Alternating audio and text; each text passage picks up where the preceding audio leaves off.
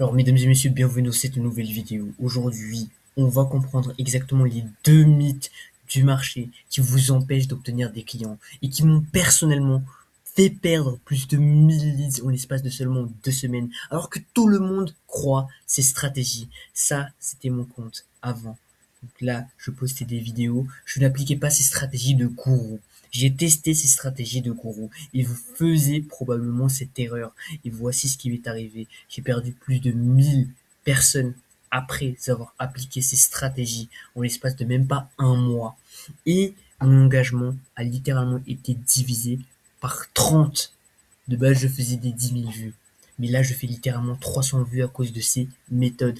Évidemment, les méthodes d'avant marchaient mieux. Et c'est sur ça que je vais me reframer après. Et je vais vous expliquer exactement que faire à la place de ces mythes que le marché vous a inculqués. Donc sans plus tarder, commençons. Bon, déjà, je vais me présenter rapidement. Moi, c'est Ryan, 15 ans. Je suis créateur de contenu depuis mes 10 ans. Je génère régulièrement des millions de vues sur mes comptes différents. Donc là, j'ai fait 17 millions de vues en l'espace de 365 jours avec des outils juste comme CapCut et l'intelligence artificielle, très simplement. Donc là, 750 000 vues. On est chill.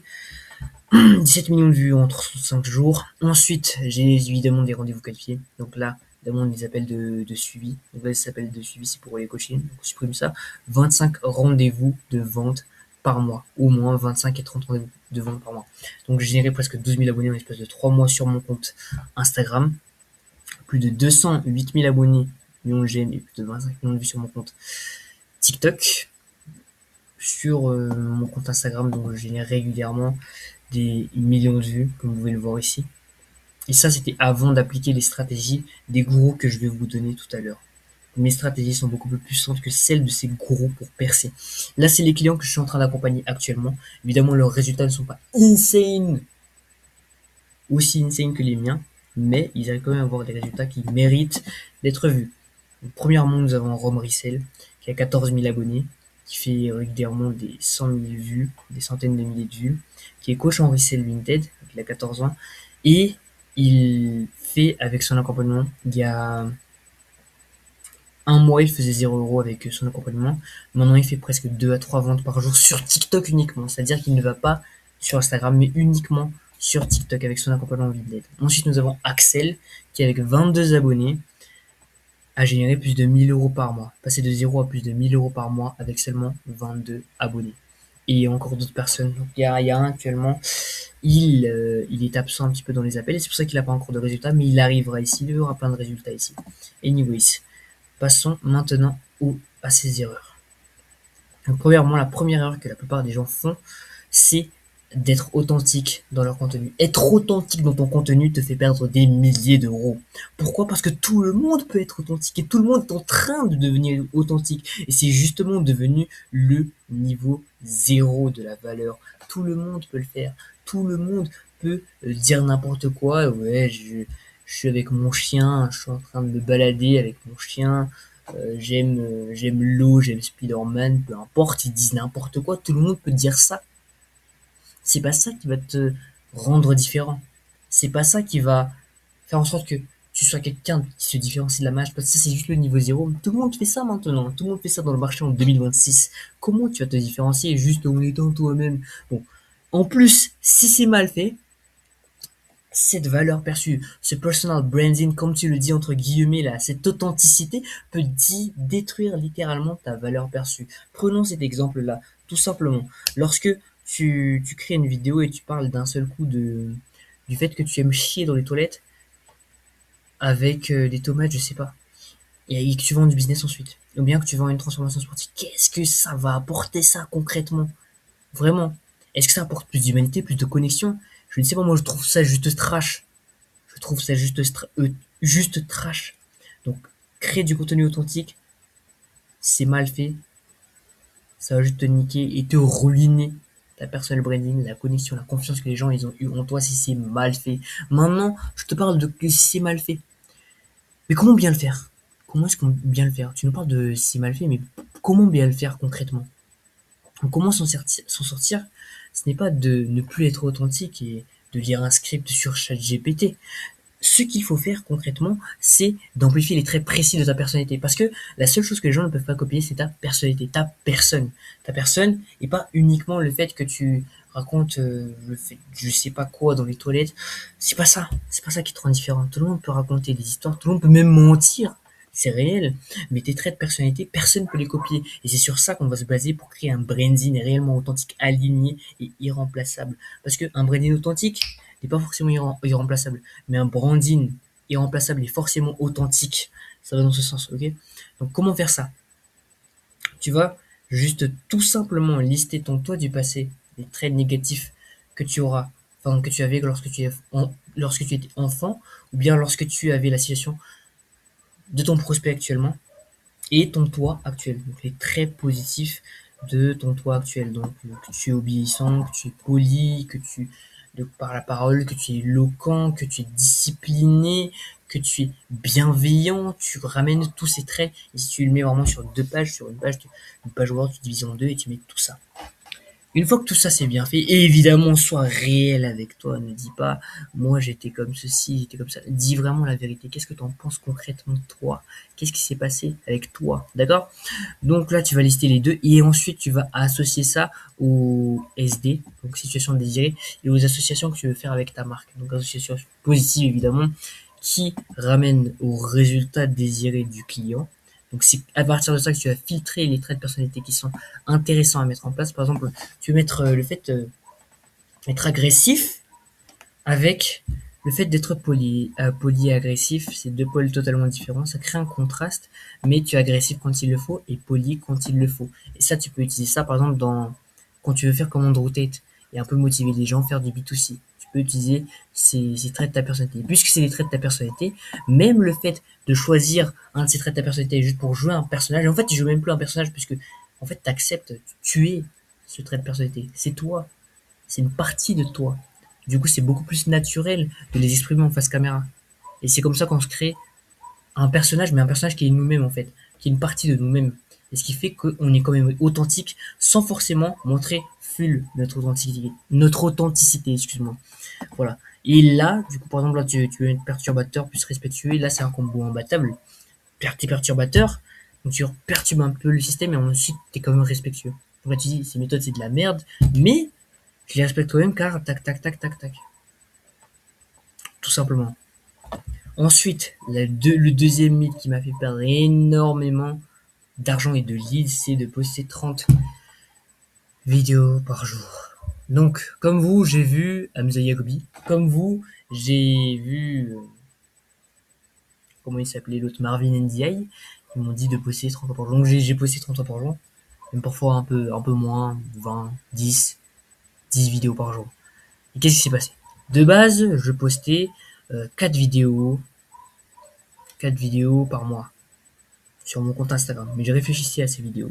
Donc ce qui faisait que régulièrement, presque chaque vidéo, je faisais des dizaines de milliers de vues. Avec ma stratégie. Pas de Marvin Ndiaye, pas de Mathis Coué, pas de Hamza Yacobi. Juste moi et moi-même. Puis, j'ai vu ces personnes et vous avez probablement fait la même chose. Et voici ce qui s'est passé. Je suis passé de 1 million de vues par mois à 10 000 vues par mois. Et même moins. Parce que là, je fais littéralement 2 j'aime par vidéo. Mon engagement, c'est littéralement détruit.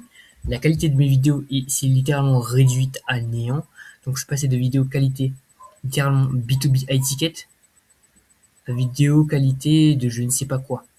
Simplement parce que j'ai fait ce principe de volume de merde. Oui, je n'ai pas peur de le dire, c'est réel. Et pourquoi? Qu'est-ce qui fait que je suis passé d'un million de vues à 10 000 vues par mois? Parce que normalement, je fais une vidéo à 10 000 vues, je fais 30 vidéos à 10 000 vues, je fais 300 000 vues, non, logiquement. Mais non, c'est pas ça. Parce que c'est la latence de qualité. Comment dire ça? Il y a un sweet spot de qualité où plus tu essaies d'aller vite, plus la qualité sera détruite de ta vidéo. La qualité de ta vidéo sera détruite. Donc, ça nous ouvre à deux écoles différentes. Mais d'abord, voilà ce qui s'est passé. Déjà, mon compte, il a blow en sniper. Donc, très bien. Donc, il a blow up comme ça. Donc, d'abord des pics. Ça redescend, c'est des pics. Ça redescend, c'est des pics. Le souci, c'est que ça ralentit la croissance. Même si la croissance est grosse, hein, ça peut être beaucoup plus rapide que ça. Donc, il y a moins de compréhension réelle du marché et itération. Là, tu peux mieux comprendre le marché. Là, j'ai eu des leads quand même. Et ça a quand même divisé par 10 ma crédibilité. Pourquoi? Parce que regardez ça. J'ai l'impression d'être un pauvre qui regarde une vidéo. Par contre, ici, regardez ça. Juste la qualité, l'arrière-plan. Vous voyez, parce que là, j'étais parti en voyage, notamment. Là, j'étais juste ici et je m'en foutais de la qualité. Je m'en foutais de la qualité. Regardez, on dirait littéralement un Sony. Là, je ne sais pas, je ne sais plus. Je ne sais plus qu'est-ce qui s'est passé. Donc, c'est logique que ça a été divisé par 1000 parce que la qualité des vidéos a été divisée par 1000. Peut-être 30 vidéos par mois, mais la qualité, est-ce que vous avez envie vous-même de regarder ça? Moi, j'avais envie de regarder mes vidéos. Je kiffais mes vidéos. Je le regardais tous les jours, ces vidéos à 10 000, 12 000 vues. Là, il faut se demander, est-ce que toi, tu vas regarder toi-même tes vidéos, tes 30 vidéos que tu postes par jour? La réponse est non. Ok. Donc, moins de crédibilité. Pourquoi? Parce que quand je prospectais les clients, que ce soit mes abonnés ou bien les personnes de notre plateforme, ils allaient premièrement checker mon compte Instagram et ils voyaient qu'il y a 30 vidéos de merde dessus. Et même si c'est mon client, en fait, même si c'est potentiellement un client, il va se dire, ouais, mais ton compte, en vrai, t'as pas l'air très chaud, hein. Et après, ils vont comparer le nombre de vues avec celui d'un autre concurrent, Michael Wu, je sais pas.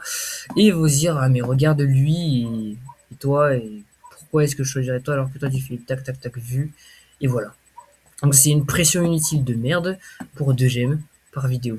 Maintenant, qu'est-ce qu'il faut faire? Est-ce qu'il faut faire plus de qualité et 4 posts par mois et faire 1 million de vues par mois ou bien 10 000 vues par mois? Donc la réponse ne se trouve pas dans l'un ou dans l'autre, mais de faire le sweet spot. Donc les deux en même temps. Entre l'extrême qualité et l'extrême quantité, on trouve le sweet spot. Et le sweet spot, c'est quoi? C'est la règle des 70%.